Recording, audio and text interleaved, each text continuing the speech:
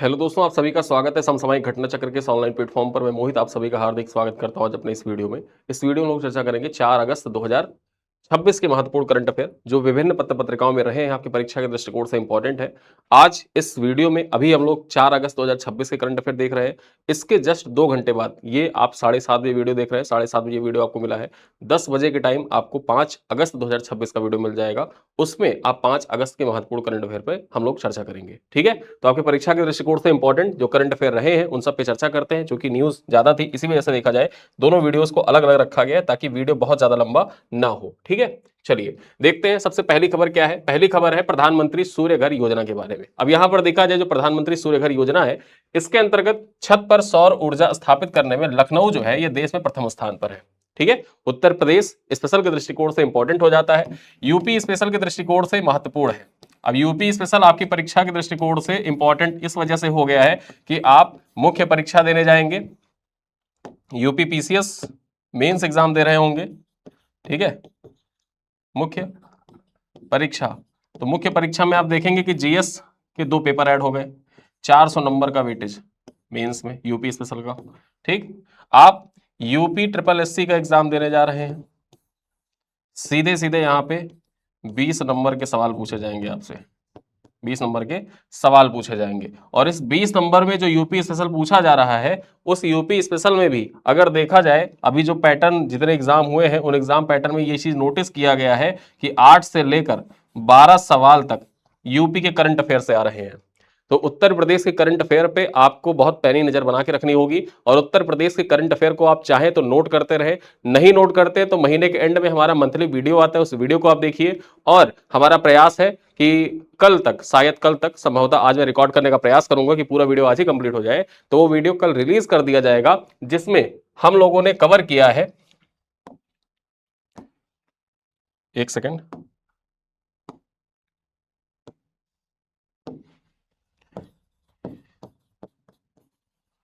जुलाई to जुलाई। ठीक है, जुलाई to जुलाई। अब इस जुलाई टू जुलाई वीडियो में देखा जाए जुलाई 2025 से जुलाई 2026 तक के जितने यूपी स्पेशल के महत्वपूर्ण करंट अफेयर हैं उन सबको एक साथ कंपाइल किया है और लगभग 1 से 1.5 घंटे का वो वीडियो बनेगा जिसमें उत्तर प्रदेश के सारे करंट अफेयर को कवर करने का प्रयास किया गया है, जो आपके इस पोर्शन को अच्छे से कवर करेगा।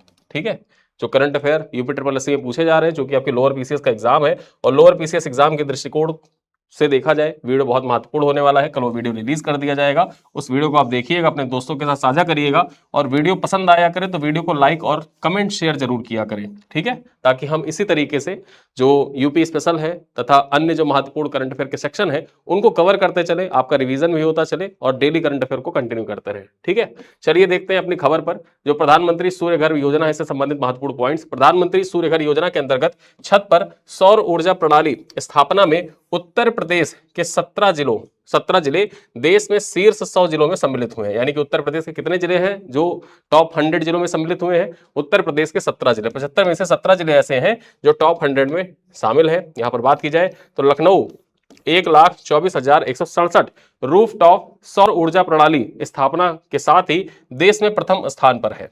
ठीक है, जबकि वाराणसी का कौन सा रैंक है? वाराणसी का 10वां स्थान है और कानपुर देखा जाए तो 14वें स्थान पर है। तो आपकी परीक्षा के लिए महत्वपूर्ण ये हो जाता है कि उत्तर प्रदेश के कितने जिले हैं जो टॉप 100 में शामिल है? 17 जिले शामिल है। उसी के साथ देखा जाए तो पहला स्थान कौन सा है? पहला स्थान पर कौन है? पहले स्थान पर लखनऊ है पूरे देश में। बात की जाए आगे, उत्तर प्रदेश के लखनऊ, वाराणसी, कानपुर, प्रयागराज, आगरा, बरेली, झांसी, रायबरेली, गोरखपुर और मेरठ सहित कुल 17 जिले शीर्ष 100 में शामिल है। देखा जाए तो यह उपलब्धि स्वच्छता एवं हरित ऊर्जा, ऊर्जा आत्मनिर्भरता एवं प्रधानमंत्री सूर्य घर योजना के प्रभावी कार्यान्वयन को दर्शाता भी है उत्तर प्रदेश में। ठीक है, तो इस दृष्टिकोण से यूपी स्पेशल के लिए महत्वपूर्ण हो जाता है। अगली खबर देखें क्या है, हर्षिता जाखड़ के बारे में। यहां पर देखा जाए हर्षिता जाखड़ बनी टूर डी फ्रांस फेम्स में शामिल होने वाली पहली भारतीय महिला। ठीक है, अब यहां पर ये पहली भारतीय महिला बन गई हैं, इस वजह से इनका नाम इंपॉर्टेंट हो जाता है, आपकी परीक्षा में पूछा जा सकता है। आइए देखते हैं खबर क्या है। देखा जाए तो 19 वर्षीय हर्षिता जाखड़ ने स्विट्जरलैंड में आयोजित टूर डी फ्रांस फेम्स में भाग लेकर इस प्रतियोगिता में शामिल होने वाली पहली भारतीय महिला साइकिलिस्ट बनने का इतिहास रचा है। ठीक है, ये पहली भारतीय महिला साइकिलिस्ट है जो टूर डी फ्रांस फेम्स में शामिल हुई हैं, जिसका आयोजन कहां पर किया गया था? स्विट्जरलैंड में किया गया था। अब यहां पर फ्रांस है तो ये मत समझिएगा कि पेरिस में किया गया है। ठीक है, स्विट्जरलैंड में इसका आयोजन किया गया था। बात की जाए तो उन्होंने प्रतियोगिता में स्टेज 2 के औपचारिक शुभारंभ में 8 देशों के प्रतिभाशाली महिला साइकिलिस्टों के दल का नेतृत्व किया। बात की जाए तो इस दल में Afghanistan, Algeria, Chile, Ethiopia, Namibia और युगांडा सहित विभिन्न देशों की साइकिलिस्ट शामिल थी। हर्षिता जाखड़ की उपलब्धि भारतीय महिला साइकिलिंग को अंतरराष्ट्रीय स्तर पर नई पहचान दिलाने की दिशा में एक महत्वपूर्ण कदम माना जा रहा है। ठीक है, चलिए आगे देखते हैं, अगली खबर देखते हैं क्या है। जगत गुरु कृपालु विश्वविद्यालय का उद्घाटन किया गया है। अब ये जो जगत गुरु कृपालु विश्वविद्यालय, इसका उद्घाटन कहां पर किया गया है? तो उड़ीसा के कटक में किया गया है। ये पॉइंट आपको याद रखना है। ठीक है, जगत गुरु कृपालु विश्वविद्यालय का उद्घाटन कहां पर? कटक, उड़ीसा में किया गया है। किसके द्वारा? तो राष्ट्रपति द्रौपदी मुर्मू के द्वारा किया गया है। ठीक है, बात करें तो यहां पर देखा जाए विश्वविद्यालय का दायित्व नैतिक, कुशल और सामाजिक रूप से उत्तरदायी नागरिकों का निर्माण करना है। यह बात यहां पर द्रौपदी मुर्मू के द्वारा कही गई। उन्होंने कहा कि विकसित भारत 2047 और विकसित ओडिशा 2036। अब यहां पर देखा जाए जो विकसित भारत का लक्ष्य है ये कब है? 2047, ये आप जानते ही हैं। उड़ीसा ने भी देखा जाए तो विकसित होने का लक्ष्य रखा है। कब रखा है? 2036 रखा है। ये पॉइंट इंपॉर्टेंट हो जाता है। ठीक है, और यहां पर जो विकसित उड़ीसा 2036 है, इसके लक्ष्यों की प्राप्ति में उच्च शिक्षण संस्थानों की निर्णायक भूमिका होगी। ये बात भी राष्ट्रपति द्रौपदी मुर्मू के द्वारा कही गई है। यहां पर बात करें, शिक्षा को चरित्र निर्माण, सामाजिक परिवर्तन और राष्ट्र निर्माण की आधारशिला बताया गया है। चलिए आगे देखते हैं, अगली खबर क्या है?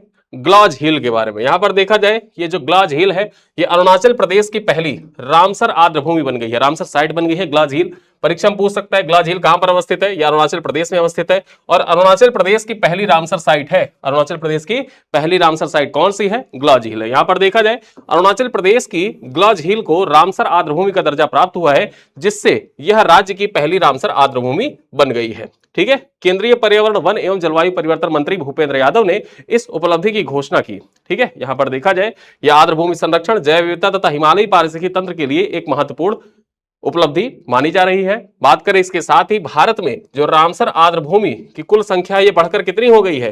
रामसर आर्द्रभूमियों की कुल संख्या भारत में बढ़कर 101 हो गई है। 101 हो गई है। ठीक है, और देखा जाए तो यह आर्द्रभूमि संरक्षण तथा जैव विविधता संरक्षण के क्षेत्र में एक महत्वपूर्ण उपलब्धि मानी जा रही है। यह मान्यता सतत आजीविका, पारिस्थितिक संरक्षण एवं आर्द्रभूमियों के विवेकपूर्ण उपयोग के प्रति भारत की प्रतिबद्धता को दर्शाता भी है। ठीक है, तो इस प्रकार देखा जाए ये पॉइंट आपके परीक्षा के लिए महत्वपूर्ण हो जाता है। क्या आप बता सकते हैं कि भारत का सबसे बड़ा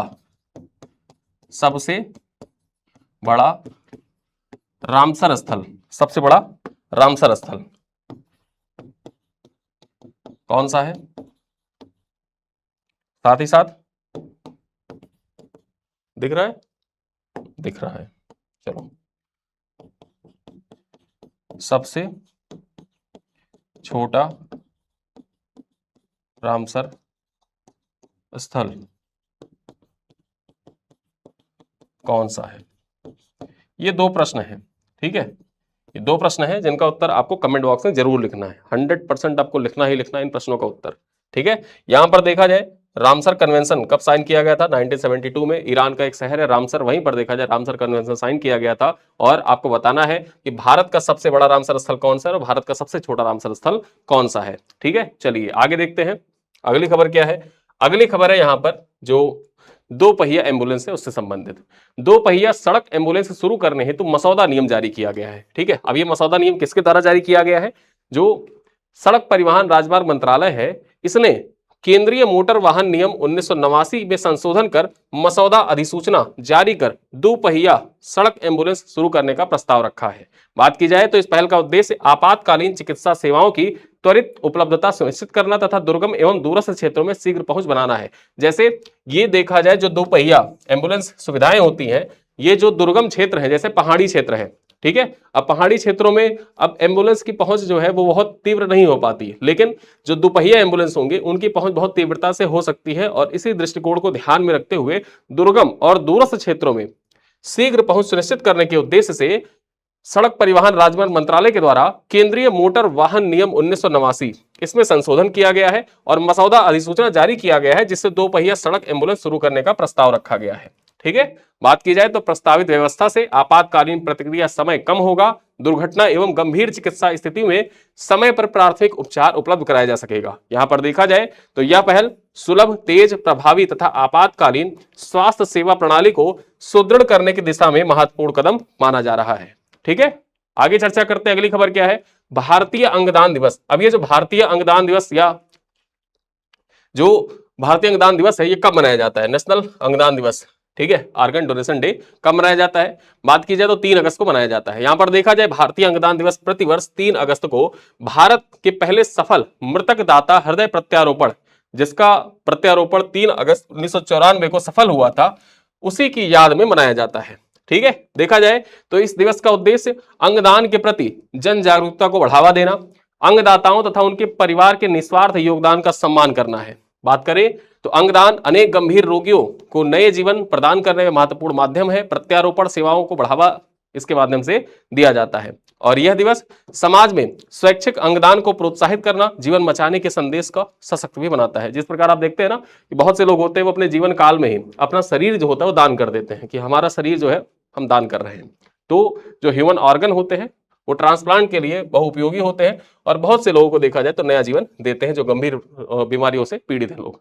और इसको समर्पित महत्वपूर्ण दिवस कब मनाया जाता है? 3 अगस्त को मनाया जाता है। चलिए आगे देखते हैं। ताइपे ओपन 2026, तन्वी शर्मा ने पहला BWF सुपर 13 खिताब जीता है। यहां पर बात की जाए तो 2 अगस्त 2026 को ताइपे ओपन सुपर 300, ठीक है, सुपर 300 बैडमिंटन टूर्नामेंट में महिला एकल फाइनल में तन्वी शर्मा ने वियतनाम की थुई लिन एनगुएन को 21-16, 21-16 से पराजित कर अपना पहला BWF विश्व टूर सुपर 300 खिताब जीता है। ठीक है, इनका पहला सुपर 300 खिताब था। 17 वर्षीय तन्वी शर्मा ने 36 मिनट में फाइनल जीतकर अपने करियर का पहला BWF विश्व टूर खिताब अपने नाम किया है। देखा जाए तो 17 वर्ष 22 दिन की आयु में वे ताइपे ओपन के इतिहास में सबसे कम उम्र की महिला चैंपियन भी बनी है तथा ताई जू इंग का रिकॉर्ड तोड़ दिया है। ताई जू इंग का रिकॉर्ड तोड़ा है। ठीक है, किसने? तन्वी शर्मा ने। 17 वर्ष 222 दिन, 17 वर्ष 222 दिन में ताइपे ओपन जीतने वाली सबसे कम उम्र की महिला बनी है ये। ठीक है, यहां पर बात की जाए तो पंजाब की तन्वी शर्मा इससे पहले अमेरिकन ओपन सुपर 300 के उपविजेता भी रह चुकी हैं। चलिए अगली खबर देखते हैं। भारत करेगा मलेशिया की अंडर 21 पुरुष टीम की मेजबानी। यहां पर बात की जाए 7 से 13 अगस्त 2026 तक भारतीय खेल प्राधिकरण यानी कि स्पोर्ट्स अथॉरिटी ऑफ इंडिया के नेताजी सुभाष चंद्र बोस दक्षिणी केंद्र बेंगलुरु में भारत और मलेशिया की अंडर 21 पुरुष टीम के बीच में 8 मैचों की श्रृंखला आयोजित होगी। ठीक है, यहां पर बात करें तो इस श्रृंखला में मलेशिया की अंडर 21 टीम भारतीय जूनियर पुरुष टीम के विरुद्ध 5 मैच तथा SAI टीम के विरुद्ध 3 मैच खेलेगी। बात की जाए तो भारतीय जूनियर टीम 7, 8, 10, 12 और 13 अगस्त को मलेशिया का सामना करेगी। इस श्रृंखला का उद्देश्य अंतरराष्ट्रीय प्रतियोगिताओं की तैयारी, प्रतिस्पर्धात्मक अनुभव एवं भारत मलेशिया खेल सहयोग को सुदृढ़ करना है। ठीक है, चलिए अगली खबर देखते हैं। ब्रिक्स देशों के राष्ट्रीय सांख्यिकी कार्यालयों के प्रमुख की बैठक आयोजित की जाएगी। अब ये बैठक कहां पर होगी? ये बैठक होगी लखनऊ में। कहां पर इस बैठक का आयोजन किया जाएगा? लखनऊ में। तो ये यूपी स्पेशल के दृष्टिकोण से भी इंपॉर्टेंट हो जाता है। उत्तर प्रदेश में जो प्रमुख अंतरराष्ट्रीय जो आयोजन होते हैं उस दृष्टिकोण से इंपॉर्टेंट हो जाता है। 3 अगस्त 2026 से लखनऊ में ब्रिक्स देशों के राष्ट्रीय सांख्यिकी कार्यालय के प्रमुखों की 2 दिवसीय बैठक की अध्यक्षता भारत के द्वारा की जा रही है। बैठक की थीम क्या है? गुणवत्तापूर्ण सांख्यिकी बदलाव का माध्यम, जिसका उद्देश्य बेहतर आंकड़ा प्रणाली, नई प्रौद्योगिकी तथा जन केंद्रित सांख्यिकी व्यवस्था को बढ़ावा देना है। यहां पर बात की जाए तो बैठक में ब्रिक्स संयुक्त सांख्यिकी प्रकाशन 2026 का मसौदा एवं उसका संक्षिप्त संस्करण का विमोचन भी किया गया। देखा जाए तो कार्यक्रम के दौरान डिजिटल माध्यम से आंकड़ा का प्रसार, सांख्यिकी प्रणालियों में सुधार से संबंधित तकनीकी सत्र भी आयोजित किए गए। ठीक है, तो आपको यहां पर याद रखना है कि ब्रिक्स देशों के राष्ट्रीय सांख्यिकी कार्यालयों के प्रमुखों की बैठक का आयोजन कहां पर किया गया था? लखनऊ में किया गया था और ये 3 अगस्त से लेकर, ठीक है, 3 अगस्त और 4 अगस्त के बीच में इसका आयोजन किया गया था। चलिए अगली खबर देखते हैं। राष्ट्रपति ने उत्कल मणि पंडित गोपाबंधु दास की प्रतिमा का अनावरण किया है। ठीक है, अब यहां पर जो उत्कल मणि पंडित गोपाबंधु दास है इनकी प्रतिमा का अनावरण किया गया है। बात की जाए तो 3 अगस्त 2026 को राष्ट्रपति द्रौपदी मुर्मू ने नई दिल्ली में स्वतंत्रता सेनानी एवं समाज सुधारक उत्कल मणि पंडित गोपबंधु दास की प्रतिमा का अनावरण किया।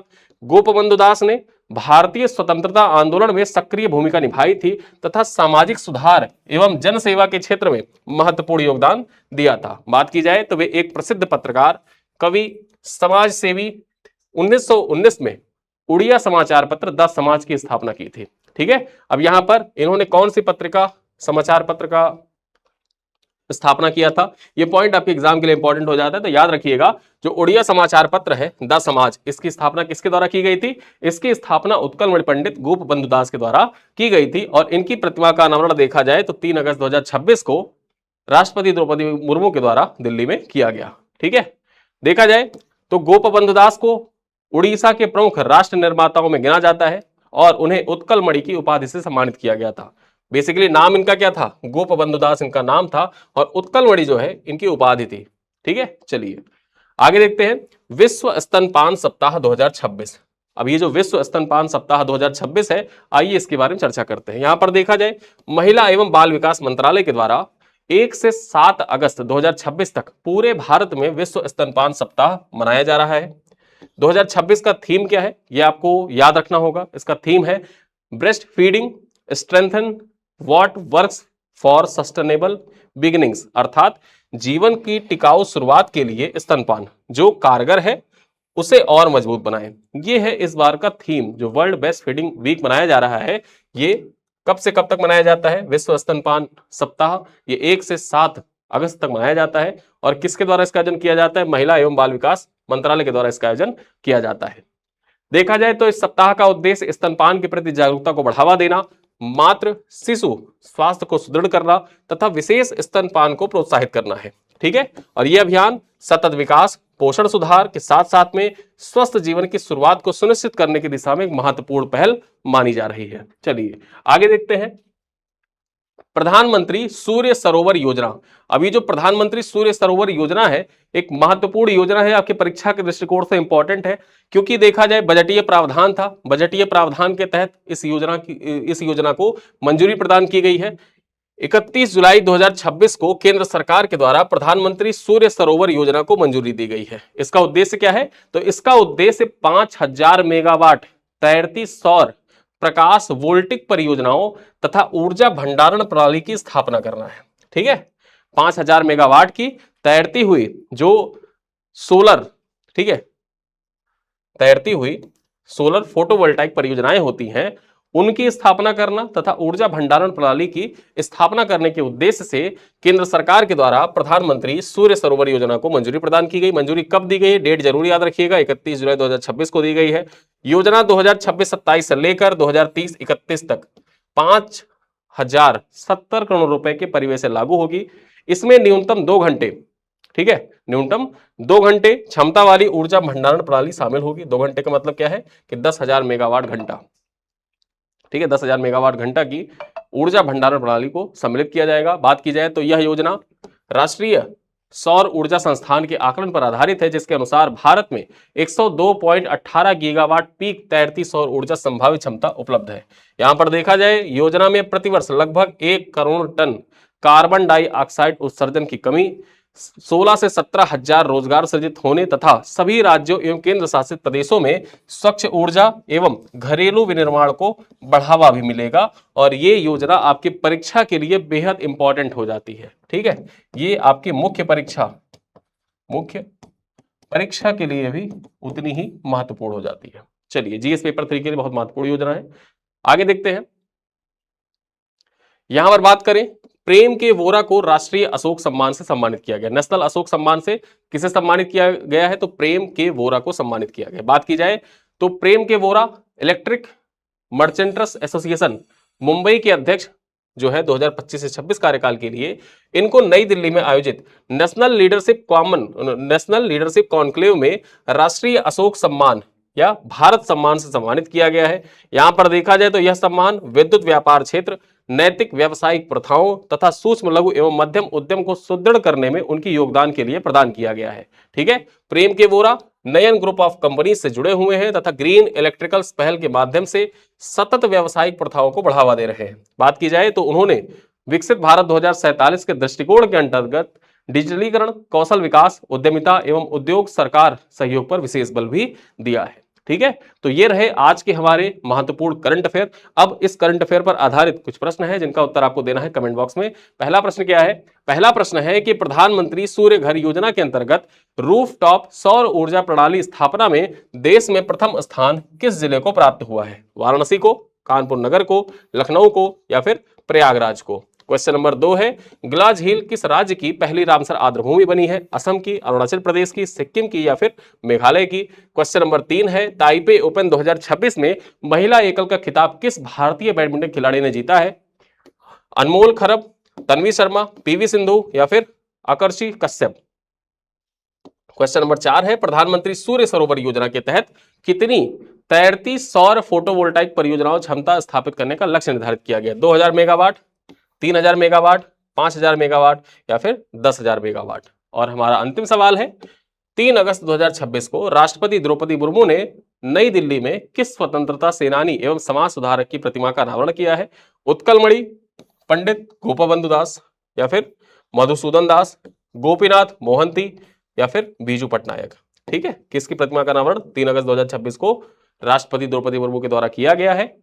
ठीक है, इस प्रश्न का उत्तर देना है आपको कमेंट बॉक्स में। और इस वीडियो को हम लोग यहीं पर करते हैं समाप्त। वीडियो जब होगा समाप्त तो आपको क्या लिखना है? एंड में आपको वही कोड वर्ड लिखना है जिससे आपका ये वीडियो कंप्लीट हो रहा है। आपको लिखना है डन। मतलब डन का मतलब ये है कि आज का आपका टास्क जो है, जो टास्क था वो टास्क आपका हो रहा है कंप्लीट। यानी कि जो 4 अगस्त का टास्क है उसको आपने कंप्लीट कर लिया है। 2 घंटे बाद 5 अगस्त का जो करंट अफेयर का टास्क रहेगा उसको आपको कंप्लीट करना है। ठीक, तो इन प्रश्नों का उत्तर कमेंट बॉक्स में जरूर दीजिएगा और साथ ही साथ वीडियो के एंड में डन आपको लिखना ही लिखना है। और जो सवाल पूछे जाते हैं वीडियो के बीच में, जो वीडियो के बीच में सवाल पूछे जाते हैं उन प्रश्नों का उत्तर भी कमेंट बॉक्स में जरूर लिखा करें। ठीक है, तो इन्हीं सब बातों के साथ इस वीडियो को करते हैं समाप्त। मिलते हैं अगली क्लास में, तब तक के लिए धन्यवाद।